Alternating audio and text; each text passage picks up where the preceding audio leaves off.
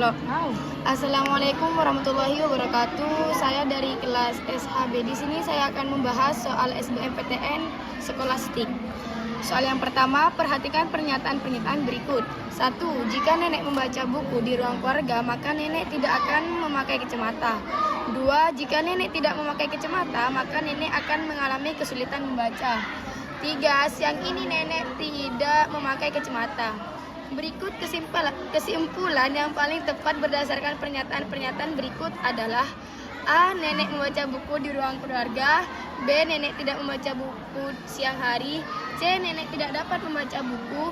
D. Siang ini nenek membaca buku. E. Siang ini nenek mengalami kesulitan membaca buku. Jawabannya adalah E. Pembahasannya, karena siang ini nenek tidak memakai kacamata, maka nenek mengalami kesulitan membaca buku. Jadi, simpulan yang tepat berdasarkan pernyataan tersebut adalah pilihan jawaban E.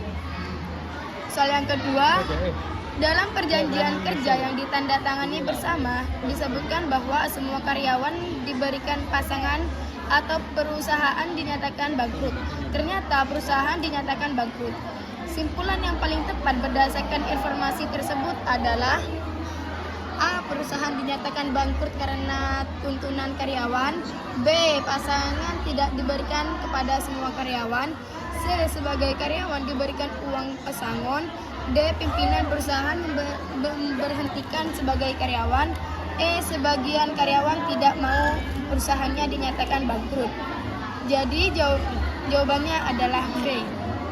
Pembahasannya, berdasarkan teks tersebut, waktu tanda tangan perjanjian kerja pimpinan perusahaan memberikan dua pilihan, yaitu semua karyawan diberikan pesangon atau perusahaan dinyatakan bangkrut. Dan karyawan sudah menyetujui. Karena perusahaan dinyatakan bangkrut, maka karyawan tidak diberikan pesangon. Soal yang nomor 3.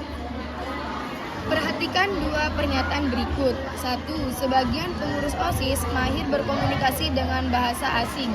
2. Semua yang mahir berkomunikasi dengan bahasa asing adalah peserta didik yang pandai berpidato. Simpulan yang paling tepat berdasarkan dua pernyataan tersebut adalah: A. Sebagian yang pandai berpidato adalah pengurus OSIS. B. Sebagian pengurus OSIS tidak mahir berkomunikasi dengan bahasa asing dan pandai berpidato. C. Sebagian pengurus OSIS tidak pandai berpidato. D. Sebagian yang pandai berpidato bukan pengurus OSIS.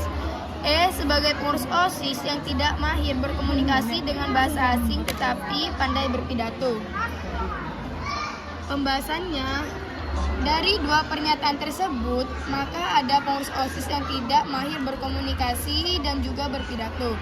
Untuk mahir berpidato, pengurus OSIS harus mahir berkomunikasi dengan bahasa asing. Karena hanya sebagian, maka dipastikan sebagian pengurus OSIS yang tidak mahir berkomunikasi dengan bahasa asing dan pandai berpidato. Jadi, simpulan paling tepat berdasarkan dua pernyataan tersebut adalah pilihan jawaban B. Soal yang keempat.